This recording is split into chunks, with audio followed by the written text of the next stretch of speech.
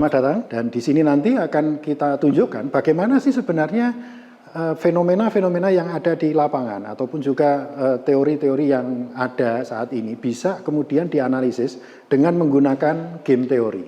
Nah, ini yang seringkali menjadikan kendala karena game teori itu adalah biasanya menggunakan pemodelan matematis dan orang banyak kemudian menghadapi kendala. Bagaimana sih sebenarnya cara melakukan pemodelan secara matematis ini?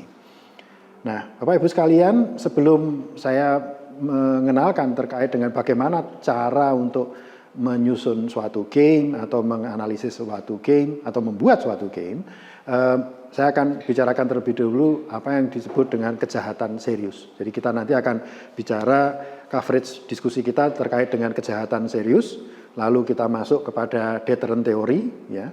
Lalu yang terakhir adalah pemodelan dengan menggunakan the inspection game.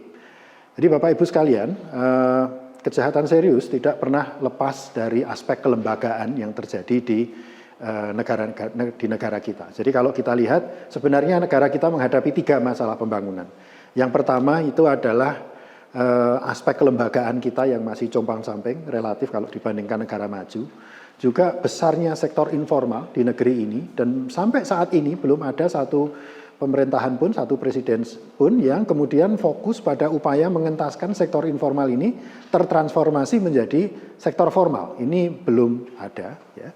Dan yang sebenarnya sangat masalah sangat parah bagi kita, itu adalah seperti yang dikatakan Sun Tzu.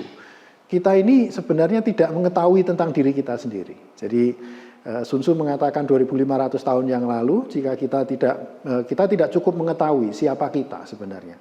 Mengapa saya bisa mengatakan seperti itu? Karena kalau kita lihat, mungkin Indonesia ini negara dengan penduduk yang sebesar ini tetapi belum memiliki single identity number. Kalaupun toh ada upaya untuk membuat single identity number dengan membuat database NIK, faktanya kemudian justru dikorupsi. Nah, itu yang terjadi di kita. Jadi ada 3 masalah ini, yaitu adalah masalah kita tidak cukup mengetahui diri kita, apalagi mengetahui lawan. Yang kedua itu adalah transformasi sektor informal menuju formal. Dan ketiga itu adalah aspek kelembagaan, sehingga korupsi kita itu masih cukup marak. Ya. Nah, Bapak Ibu sekalian, saya ingin tunjukkan di sini mekanisme aktivitas perekonomian, ya, secara makro. Dan di sini kalau dilihat ini ada sektor perusahaan, sektor rumah tangga dan pemerintah, dan mereka melakukan aktivitas di situ. Dan kalau ini masih kurang, biasanya kita akan masuk ke sektor internasional. Nah, asumsi yang digunakan oleh para ekonom biasanya adalah di sini tidak ada inefisiensi, ya, tidak ada kebocoran, dan semua aktivitas itu direkam.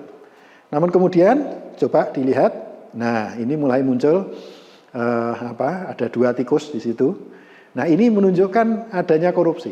Jadi bayangkan kemudian sistem yang bagus tadi, yang diasumsikan bagus tadi, secara efisien tadi, tiba-tiba ada tikusnya. Nah, tikusnya ini apa? Merepresentasikan korupsi. Nah, hal lain yang masih menjadi masalah kita itu adalah besarnya sektor informal, sehingga tidak semua aktivitas ekonomi itu tercatat. Nah, ini yang perlu kemudian ke depan, ini perlu kita dorong rekan-rekan yang ada di sektor informal itu bisa bertransformasi menjadi sektor formal. Bapak Ibu sekalian, dikaitkan dengan masalah korupsi. Apa sih korupsi yang di Indonesia ini? Menurut saya pribadi, korupsi di Indonesia ini adalah korupsi struktural. Korupsi struktural itu apa? Korupsi yang telah didesain sejak perencanaan dan bahkan penyusunan kebijakan. Jadi kebijakan yang ada itu justru seringkali mendorong orang untuk melakukan korupsi. Nah, ini yang disebut dengan korupsi struktural. Jadi yang menarik kemudian adalah besarnya state captured corruption. Bagaimana peran negara itu besar sebenarnya dalam korupsi itu sendiri. Jadi ada aturan-aturan yang kemudian membuat korupsi itu justru semakin berkembang. Ya. Nah, yang menarik di Indonesia adalah masih banyaknya korupsi yang belum diatur. Apa saja yang belum diatur? Itu adalah korupsi swasta, korupsi staf asing, ya. Kemudian illicit enrichment dan trading of influence. Ini semua ada di dalam UNCAC, United Nations Convention Against Corruption tahun 2003. Kita sudah menandatangani, kita sudah meratifikasinya, dan kita juga memiliki Undang-Undang 7 2006, ya, yang akan mengakomodasi seluruh rekomendasi dari UNCEC itu ke dalam tata perundang-undangan di Indonesia. Faktanya sampai sekarang keempat-empatnya belum ada yang dimanifestasikan ke dalam undang-undang. Ini masalah kita, ya. Nah, salah satu yang kita bisa lihat juga itu adalah definisi apa yang disebut dengan grand corruption. Menurut Transparansi Internasional, grand corruption itu adalah is the abuse of high level power that benefit the few in the expense of the many and causes serious and widespread harm to individual and society. It often goes unpunished. Ya. Jadi ini adalah korupsi tingkat tinggi itu kira-kira. Jadi kalau saya boleh memodelkan itu kira-kira kayak interaksi matrik di sini. Jadi ada skala korupsi dan pengaruh politik. Skala korupsi ada besar dan kecil, kemudian pengaruh politik juga besar dan kecil. Nah, grand corruption itu di mana? Itu adalah yang di A. Jadi skala korupsinya besar akibat oleh pengaruh politik yang besar. Ya. Nah, ini yang disebut dengan grand corruption. Lalu sejauh mana sih sebenarnya korupsi di Indonesia? Jadi sebenarnya tidak salah kalau kita mengatakan sejauh mata memandang, terutama di dalam pengelolaan sumber daya alam. Ini banyak terjadi korupsi.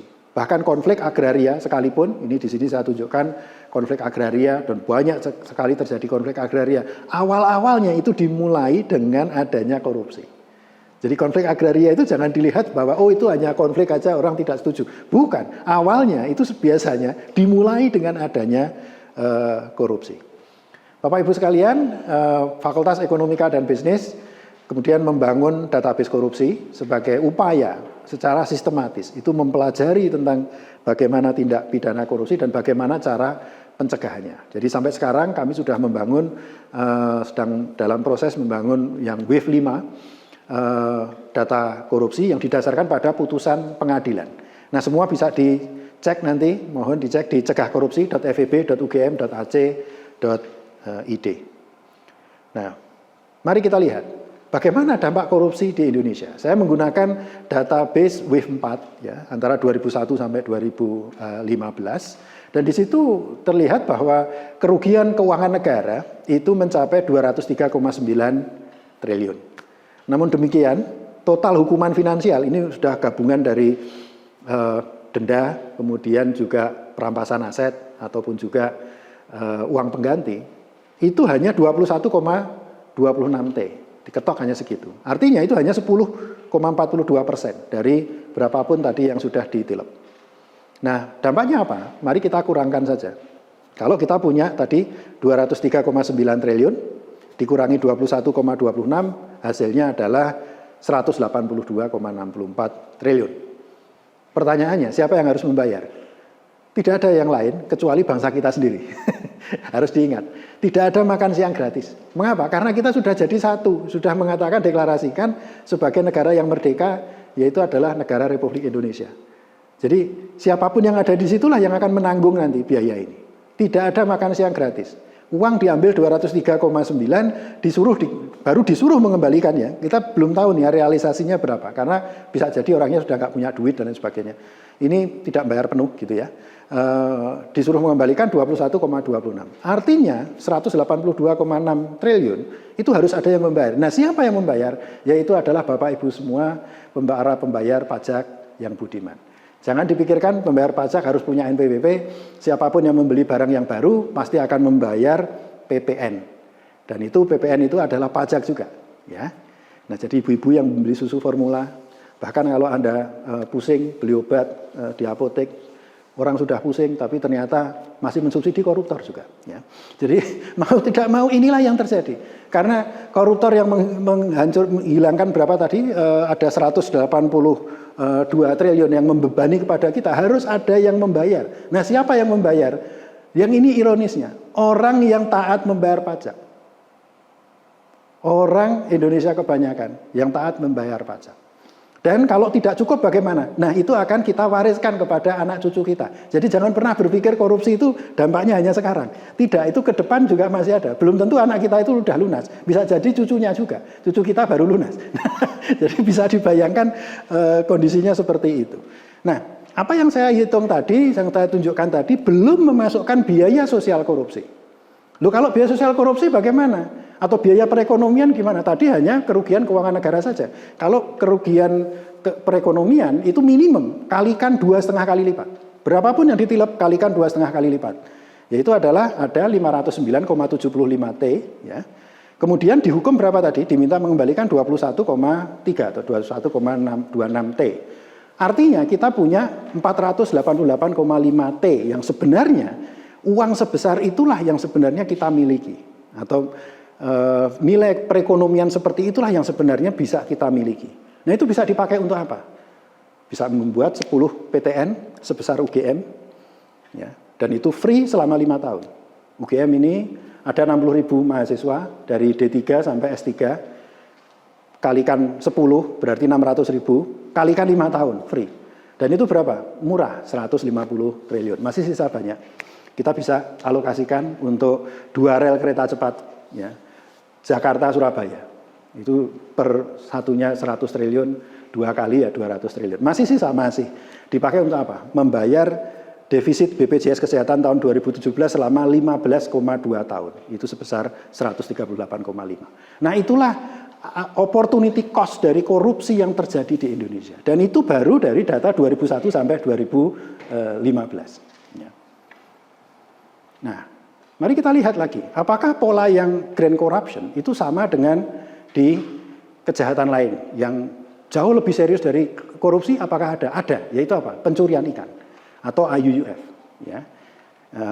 Pencurian ikan ini biasanya tidak sendiri, artinya ketika terjadi kejahatan yang terkait dengan pencurian ikan, ini banyak kejahatan lain yang juga tergabung di dalamnya. Salah satunya adalah korupsi. Tapi pencucian uang, penghindaran pajak, kemudian penyelundupan BBM, itu adalah bagian dari IUUF atau pencurian ikan. Dan bahkan di sana itu ada penyelundupan serta ada slavery atau perdagangan manusia. Itu dimungkinkan sekali dari hal-hal seperti itu. Nah inilah yang kemudian kita bisa melihat berbagai prestasi sebenarnya yang telah kita torehkan sejak tahun 2014 sampai 2019 yang dilakukan oleh Satgas 115 atau Satgas Anti Pencurian Ikan, ya, yang diketuai oleh Bu Susi ketika itu. Jadi ada banyak kapal asing yang tidak bisa ditangkap di negara lain sampai ke Indonesia ketangkap.